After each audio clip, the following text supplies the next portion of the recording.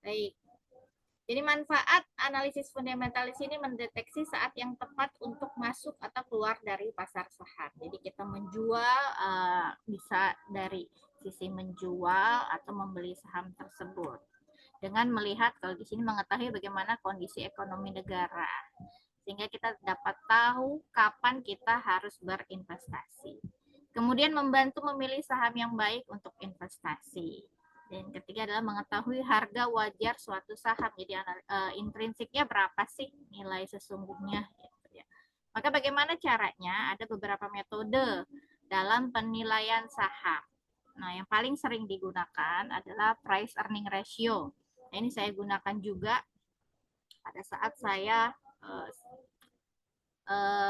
S1 ya, kuliah S1 menggunakan price earning ratio ya. Ininya saya melakukan analisis fundamental terhadap harga saham menggunakan price earning ratio. Kemudian ada price to book value, ada DDM discounted dividend model, kemudian DCF discounted cash flow, dan metode free cash flow. Ini adalah teknik-teknik yang bisa rekan-rekan nanti gunakan jika nanti mau tugas akhirnya menilai saham menggunakan analisis fundamental. Nah, bisa pakai ini. Jadi sekarang karena price earning ratio tuh udah sering banget. Dulu masih boleh mungkin satu metode ya. Sekarang kan sudah lebih ini ya tingkatannya. Jadi setidaknya menggunakan 2 atau 3. Jadi nanti yang saya berikan jurnalnya dia menggunakan 3 price earning ratio, price to book value ratio, kemudian discounted dividend model. Jadi kita akan melihat salah satu jurnal terkait analisis fundamental ya, menggunakan 3 metode ini. Kita bahas dulu yang pertama. Jadi yang pertama adalah price earning ratio. Jadi kalau kita menggunakan price earning ratio, kita harus mencari dalam menggunakan pendekatan ini, kita harus tahu harga pasar. Ini kan berarti data ya. Jadi kita harus mengumpulkan data dulu, harga pasar EPS. Nah sebelum mengumpulkan data, kita harus tahu dulu objek kita apa. Misalkan perusahaan-perusahaan yang terdaftar di Bursa Efek Indonesia, tapi yang tergolong atau termasuk ke dalam sektor gitu ya, atau industri manufaktur gitu, atau retail atau perbankan. Nah ini siapa nih yang coret-coret ya? Nanti kita lihat. Nah kalau untuk price earning ratio di sini menggunakan pendekatan present value, yaitu pendekatan yang mencoba menaksir present value dengan menggunakan tingkat bunga tertentu, kemudian manfaat yang akan diterima oleh pemilik saham. Price earning ratio sendiri pendekatan yang menaksir nilai saham dengan menggunakan apa artinya ini ya, price earning pendekatan laba ya, yakni rasio yang dapat dihitung dengan rumus berikut ini. Jadi price earning ratio ini harga pasar dibagi dengan EPS. Nah, EPS ini kita harus cari tahu lagi untuk mengetahui datanya. Maka data apa saja yang kita perlukan ada laba bersih, kemudian pembagian dividen perusahaan, dan jumlah lembar saham beredar. Jadi kalau kita pakai 5 perusahaan, maka data 5 perusahaan kita harus punya untuk menghitung per ini. Jadi sebelum kita menghitung price earning ratio, maka EPS-nya perlu kita cari dari jika gunakan 5 ya 5 perusahaan tersebut. Nah, EPS atau earning per share adalah laba per lembar saham. Nah, EPS ini merupakan rasio menunjukkan berapa besarnya keuntungan laba yang diperoleh investor atau pemegang saham per lembar sahamnya bagi para investor. Nah, informasi EPS merupakan informasi yang dianggap paling mendasar dan berguna. Tadi sudah ya rumusnya, laba bersih dikurang dividen dibagi jumlah lembar saham beredar. Nah, ini adalah contoh kasus ya terkait perhitungan EPS. Kemudian nanti yang kedua adalah enggak ada di sini ya. Menggunakan price to book value. Kalau sesuai dengan data kita ya, sesuai dengan materi ini kan ada metode price to book value, kemudian menggunakan metode DDM, discounted dividend model. Ini coba saya mau perlihatkan untuk bingung lagi.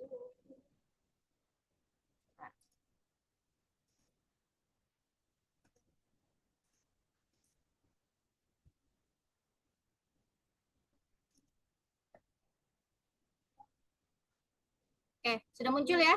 Muncul belum? Sudah, Bu. Sudah? Sudah, Bu. Nah, besar ya. Jadi ini adalah salah satu jurnal ya, penelitian, di mana penelitinya ini ada 3 yang menggunakan analisis fundamental. Kita pakai coret-coret.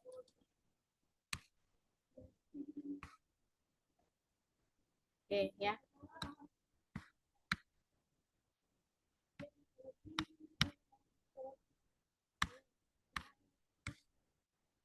Oke, jadi ini pakai dia pakai analisis fundamental. Nah, ini bahasa Indonesianya, analisis fundamental dalam penilaian saham sebagai keputusan investasi di masa depan.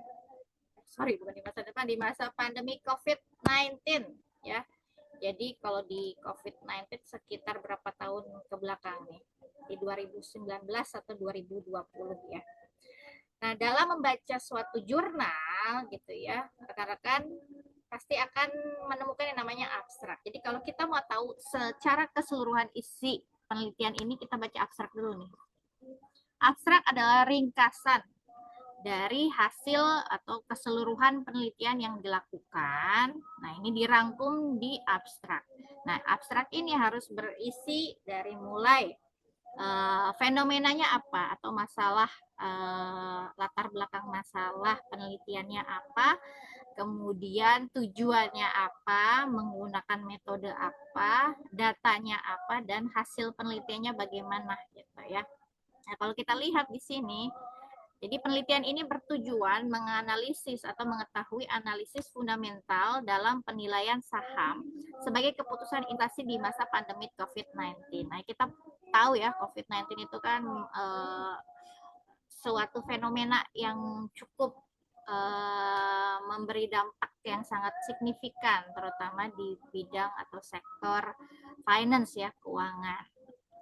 Nah, si peneliti ini ada 3, Elsa, kemudian Diki, dan Denny. Dia ingin menggunakan analisis fundamental ini dengan menggunakan pendekatan yang dia gunakan adalah metode DDM, tadi discounted dividend model, kemudian price earning ratio, dan price to book value. Jadi ada 3 pendekatan yang akan digunakan untuk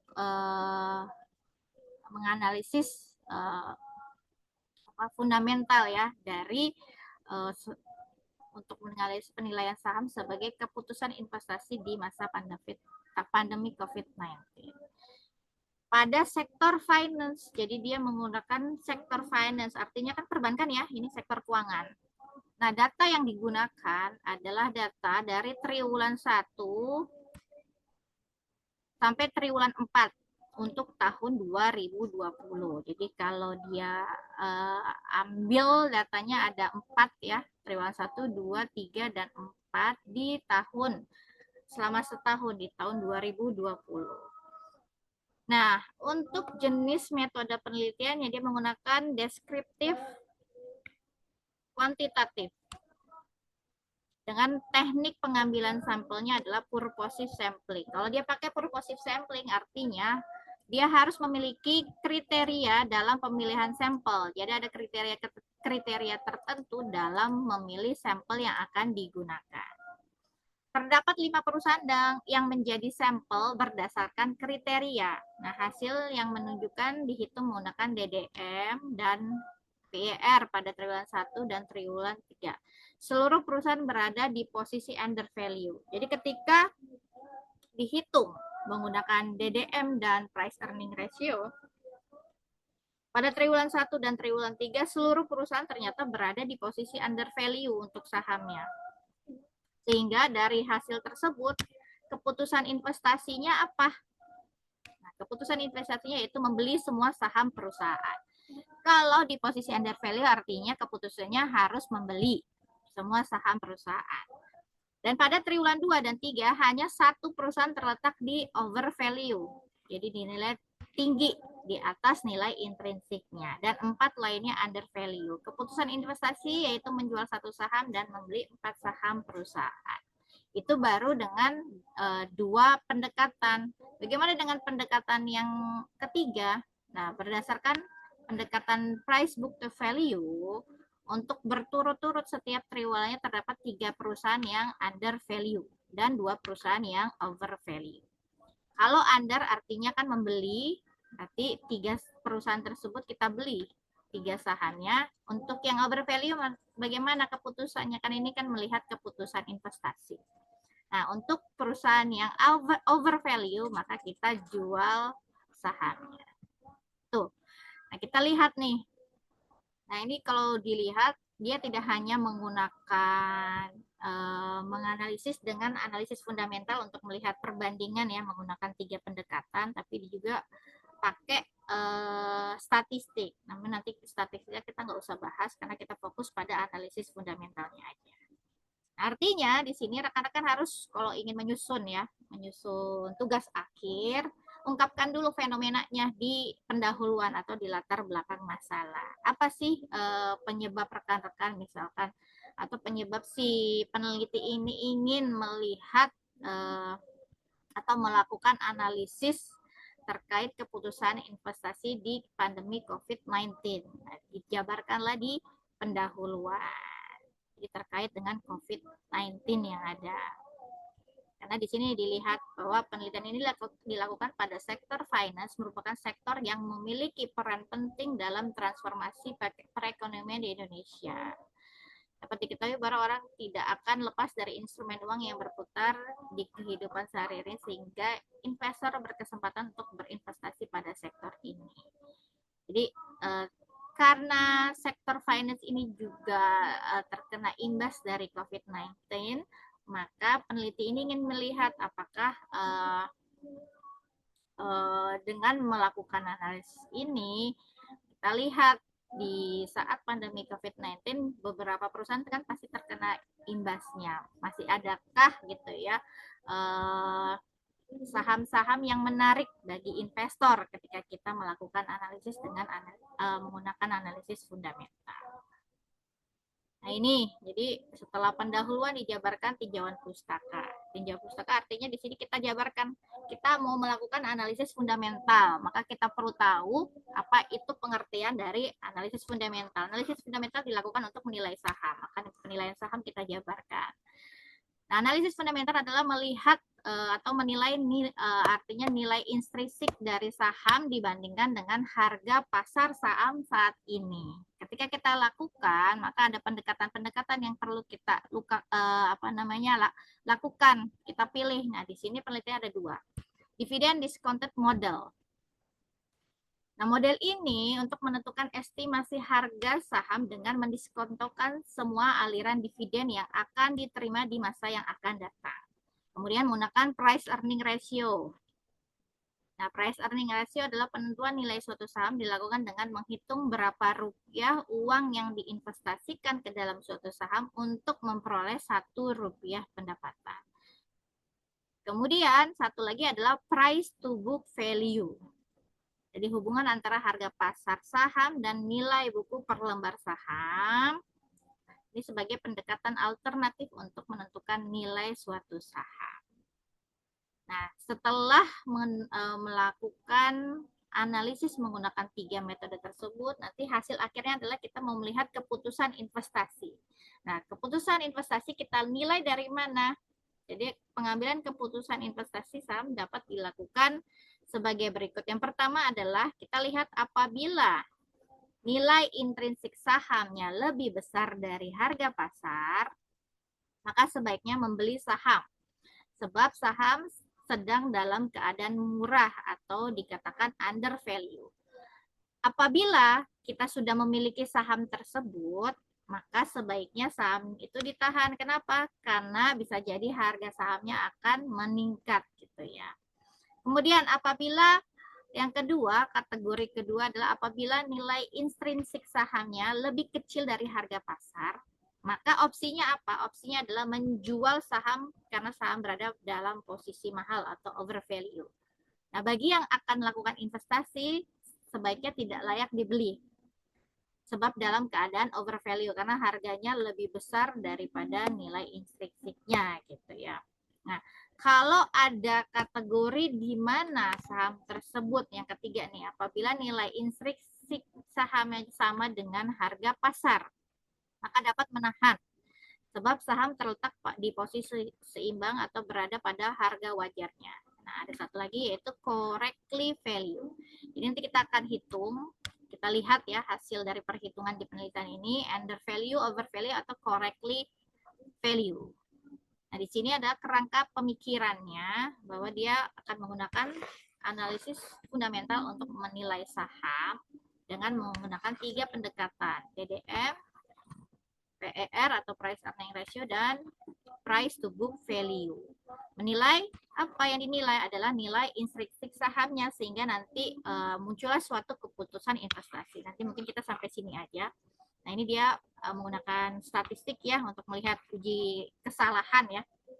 Seberapa dekat atau seberapa baiknya dari 3 metode ini digunakan, yang mana yang lebih baik dipilih gitu ya dalam melakukan penilaian saham menggunakan RMSE. Ini root apa gitu ya, saya lupa.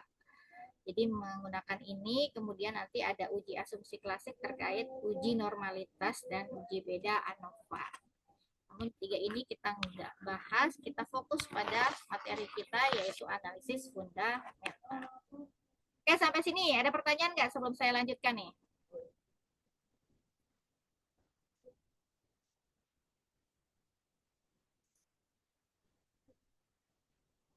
Ada yang mau ditanyakan?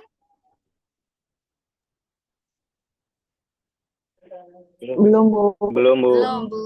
Atau Lanjut, Bu. bingung? Bingung nggak? Bingung.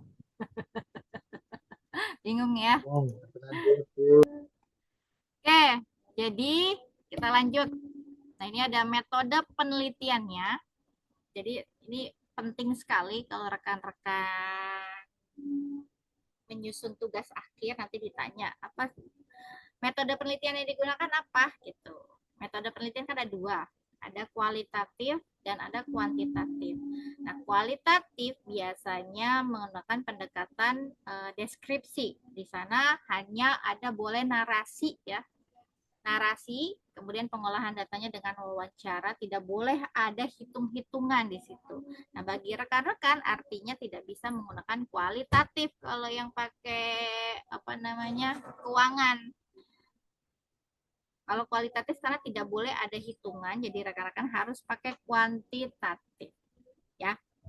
Maka pendekatan yang digunakan di sini adalah deskriptif ya, pendekatan kuantitatif atau kuantitatif deskriptif. Penelitian yang dilakukan menjelaskan analisis fundamental terkait penilaian saham menggunakan metode atau 3 metode DDM, price earning ratio, dan price to book value sebagai alat dalam membuat keputusan investasi.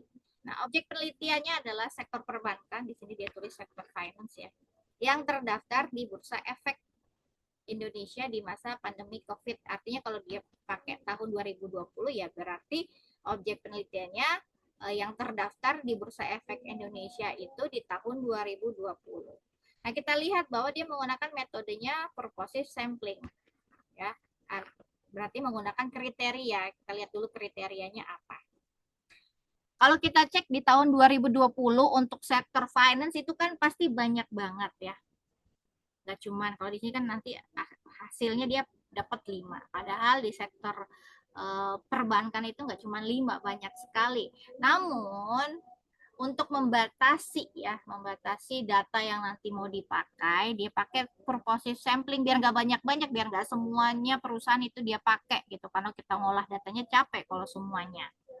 Jadi di sini kita lihat bahwa populasi pada sektor finance itu ada 92 perusahaan di tahun 2020. Mungkin nggak? Rekan-rekan mau nggak pakai semuanya misalkan melakukan penelitian? Pasti nggak mau kan, capek kan?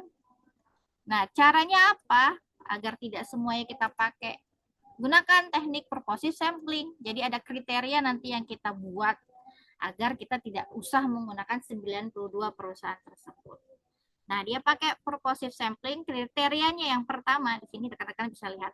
Perusahaan yang termasuk dalam sektor finance yang terdaftar di Bursa Efek Indonesia.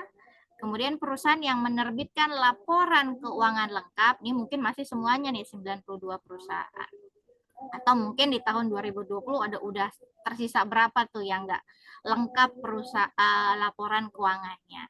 Yang ketiga adalah di sini perusahaan yang membagikan dividen selama triwulan 1 sampai triwulan keempat di tahun 2020. Nah, berdasarkan 3 kriteria tersebut, maka hasilnya adalah terpilih 5 perusahaan yang memenuhi sebagai sampel penelitian.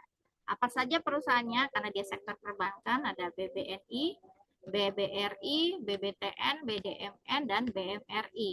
Ini disingkat dia pakai kode ya, kode saham Bank BNI, Bank BRI, BTN, dan namun sama Bank Mandiri.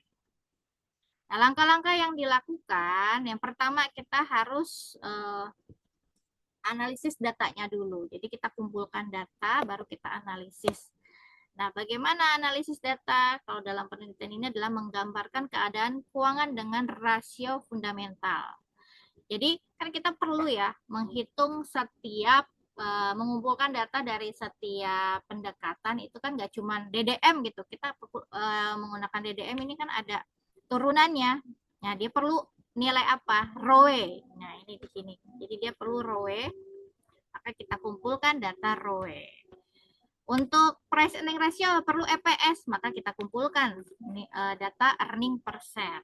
Kemudian perlu dividen per share gitu terkait pembagian dividen kan, maka perlu dividen data dividen per share. Kemudian dividen payout ratio. Nah, kalau sudah datanya dikumpulkan baru kita bisa menghitung DDM-nya. Nah, dividen discounted model dia pakai ROE untuk menilai atau menghitung dividen discounted model sampai pada akhir rumusnya adalah ini, menghitung nilai intrinsik dengan metode DDM menurut Tendelin. Di sini kan dia kutip ya.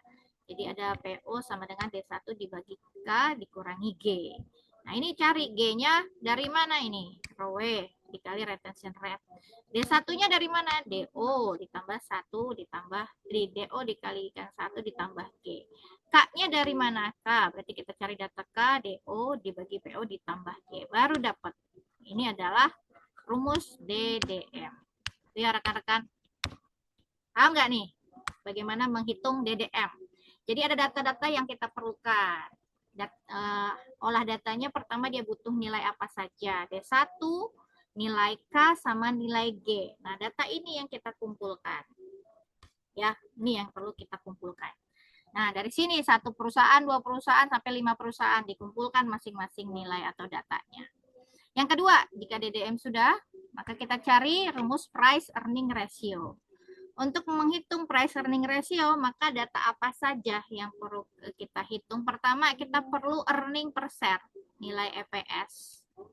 Kemudian nilai dividen payout, dividen per share-nya. Nah, ini perlu kita kumpulkan dulu. Jadi kalau EPS sudah, DPS sudah, maka baru kita bisa hitung price earning ratio-nya. Nah, menghitung nilai intrinsik saham menggunakan price earning ratio adalah estimasi, nih kan PO sama dengan estimasi EPS kalikan price earning ratio sama dengan EPS 1 dikalikan price earning ratio. Cari ini, kita cari datanya, kemudian kita olah. Yang ketiga adalah menggunakan price to book value atau PBV ya. Menghitung nilai buku per lembar saham. Caranya bagaimana? Cari dulu nilai buku per lembar sahamnya, yaitu total ekuitas dibagi jumlah saham beredar. Maka dapat menghitung price to book value, di mana nanti kita dapatkan hasilnya yaitu harga per lembar saham dibagi dengan nilai buku per lembar saham. Namun nilai PBV ini dikonversikan nanti harus dalam bentuk rupiah. Anggaplah kita sudah dapat semua. Kalau kita sudah dapat, baru kita analisis. Jadi di sini tabel 1 menggunakan discounted dividend model. Ada 5 bank ya, 5 sampel yang digunakan, yaitu BBNI, BBRI, BTN, BDMN, sama BMRI. Karena dia menggunakan 4 periode, triwulan 1, triwulan 2, triwulan 3, dan triwulan 4. Nah, coba rekan-rekan lihat, kenapa seperti yang tadi saya sudah jelaskan. Kita lihat dulu nih, di yang pertama deh, sampel BBNI. Kenapa dia dikatakan under value? Ada yang tahu nggak?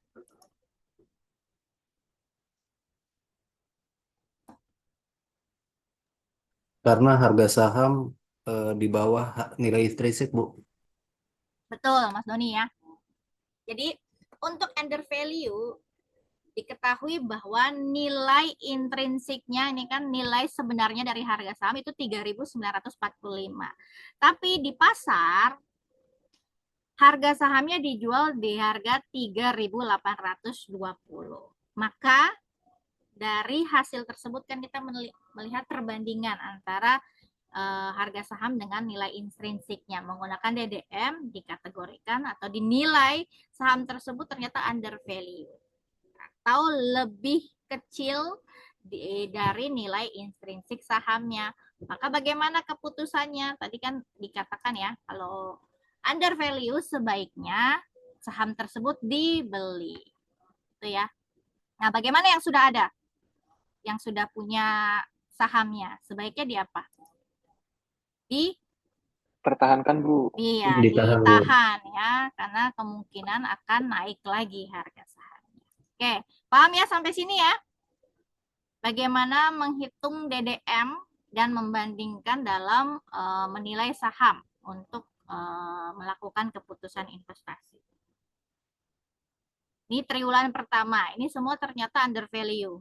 Jadi di triwulan pertama, untuk 5 saham dari sektor finance ini, 5 sampel perusahaan adalah under value, maka keputusannya beli saham. Di triwulan kedua, ternyata ada sedikit perbedaan.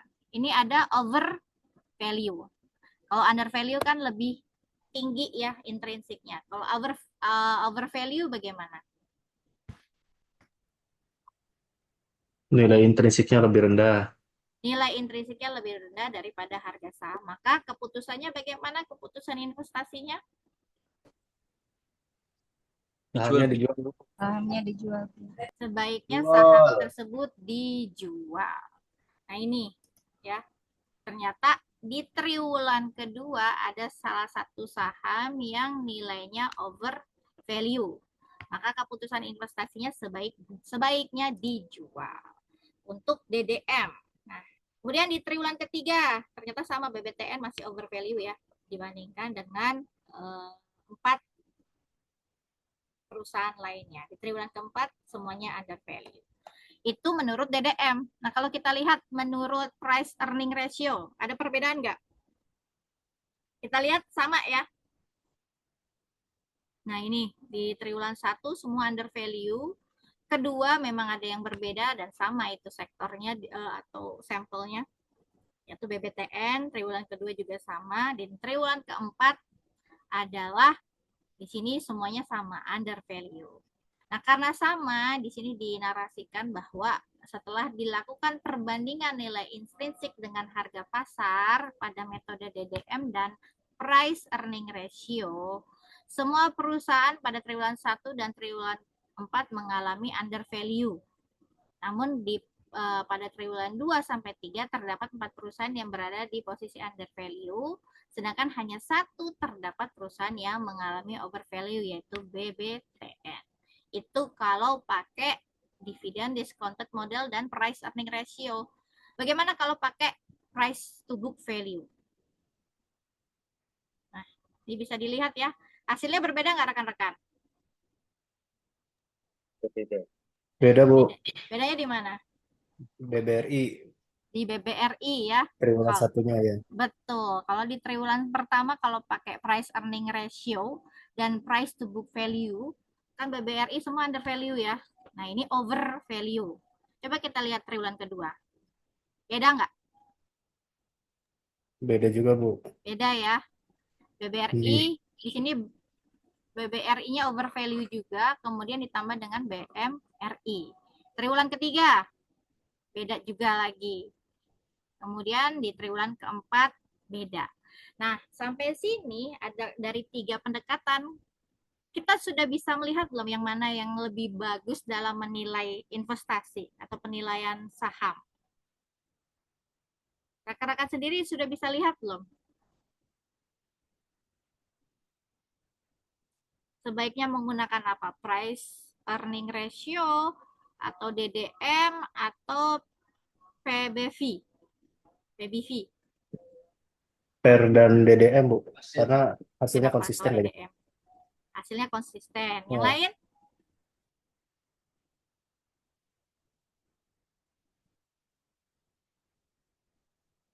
Yang lain ada pendapat?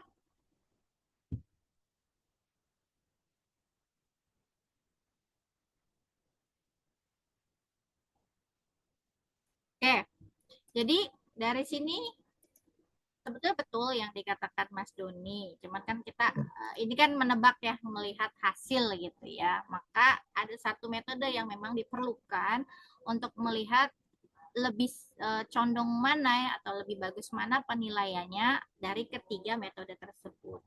Dari situ maka ditambahkan ini sama penelitinya. Dia menggunakan RMSE. Sedikit ya, kita tambahkan ya. RMSE itu menggunakan root mean square error. Ini merupakan salah satu teknik analisis atau model statistik untuk menilai jumlah kesalahan dalam di sini kan ada 3 metode gitu ya. Nah, untuk menilai dari ketiga metode tersebut, maka nilai yang dipilih adalah yang mendekati 0. Tapi kan dalam praktiknya nggak ada ya. Kalau kita lihat nilai yang mendekati 0 yang lebih baik atau mempunyai nilai 0, maka dia yang dipilih lebih baik gitu ya, penyimpangannya 0 lah. Nah, dari hasil ini ketika menggunakan RMSE ini, menggunakan root mean square, masukkan semua datanya gitu ya. Ini pakai statistik, maka terpilih nih. Kita lihat DDM, RMSE-nya untuk triwulan 1, triwulan 2, triwulan 3, dan triwulan 4 ini sama hasilnya dengan price earning ratio ya. Jaraknya nggak terlalu beda. Sedangkan dibandingkan dengan PBV. Coba, kira-kira yang mendekati 0 yang mana, rekan-rekan? Yang dipilih adalah yang mendekati 0. Dari 3 metode ini. Yang per, Bu. Yang per. 388,2 ya. Yang 46. DDM kan juga sama kan? Mirip-mirip Iya, lah, nggak jauh ya. iya mirip-mirip. Iya. Nah, Berarti yang dipilih adalah 2 metode ini. Kenapa? Karena dia mendekati 0, artinya lebih kecil ya. Sedangkan kalau kita lihat price to book value, nilainya jauh ya. Padahal kan data yang digunakan sama kan? Menggunakan yang kita olah dari 5 sampel bank ini kan sama. Namun hasilnya berbeda-beda. Nah, maka perlu kita lakukan suatu uji lagi untuk melihat mana sih yang lebih tepat gitu. Nah, kalau menggunakan RMSE ini ternyata terpilih 2 metode ini yang mendekati atau yang lebih baik digunakan dalam penilaian saham. Nah, di sini kita bisa lihat. Diketahui dari perbandingan RMSE, emiten finance dengan menggunakan metode DDM, price earning ratio, dan price to book value, di antara 3 metode tersebut yang dapat menjadi acuan dalam menilai harga wajar saham untuk keputusan investasi adalah menggunakan metode DDM dan price earning ratio. Dan tidak menggunakan price to book value karena 2 nilai tersebut mendekati akurasinya yaitu DDM dan price earning ratio. Akurasinya ya 0 itu ya. Oh, sebetulnya nilainya harus 0 tapi kan tidak ada dalam praktiknya. Sini lihat, kita bisa lihat hasilnya kan ratusan. Maka yang paling kecil lah yang kita pilih. Itu ya rekan-rekan ya. Ada pertanyaan nggak sampai sini? ada, Bu. Silakan. Ya, Bu, yang dikatakan over value kan keputusan investasinya jual saham ya. Mm-mm. Sebenarnya ada standarnya nggak sih, Bu, ketika over value berapa persen gitu, maka ya udah jual saham atau hanya ya kelebihan Rp1 pun dari nilai intrinsiknya bisa diputuskan jual saham gitu.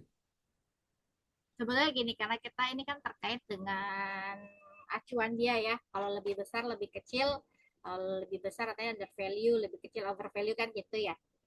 Nah, kalau standarnya berapa persennya itu enggak tergantung nanti dari keputusan kita, enggak ada standar acuan mau over value kita harus jual saham berapa persen ya enggak gitu, mungkin perlu dilakukan analisis lagi, jadi gunakan analisis teknikal.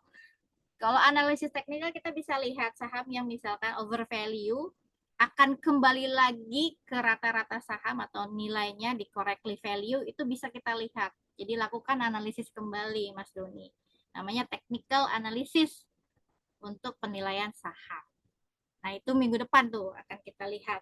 Jadi kan naik turunnya saham itu kita lihat secara langsung menggunakan analisis teknikal. Ada yang pakai RSI, kemudian MACD gitu ya, moving average. Nah, baru kita bisa lakukan lagi keputusan. Kalau untuk fundamental, kita nggak ada acuan, hanya pakai dia menilai dengan nilai intrinsiknya dibandingkan dengan harga saham lebih besar atau lebih kecil. Begitu Mas Doni.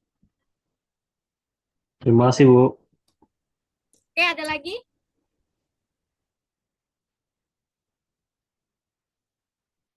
Nah, minggu depan, bukan minggu depan ya, minggu depannya lagi sebelum UTS, saya akan adakan lagi sesi Piko. Nah, kita terkait dengan analisis teknikal nih. Kan sesi 4 ya, harusnya ini sudah masuk teknikal. Nanti kita bahas lagi seperti ini, kita lihat bagaimana melakukan technical analysis dengan menggunakan pendekatan-pendekatannya. Oke, gitu ya rekan-rekan. Ya, Bu. Oke, baik, kalau tidak ada pertanyaan, nah ini sudah jam 2, saya ada lagi Vicon. Nah, untuk yang sudah hadir, saya ucapkan terima kasih banyak. Kemudian nanti akan saya share rekamannya bagi yang terlambat join ataupun nanti tadi sempat join namun harus leave duluan. Jadi akan saya share rekamannya. Nah, terkait rekaman sesi 1 saya lupa ya untuk merecord. Jadi mohon maaf ya rekan-rekan kalau yang baru mengikuti sesi Vicon kedua. Sesi Vicon 1 saya lupa untuk merecord, maka saya tidak bisa berikan rekaman. Itu ya. Oke, kalau begitu terima kasih. Saya akhiri. Wassalamualaikum warahmatullahi wabarakatuh. Waalaikumsalam. Waalaikumsalam.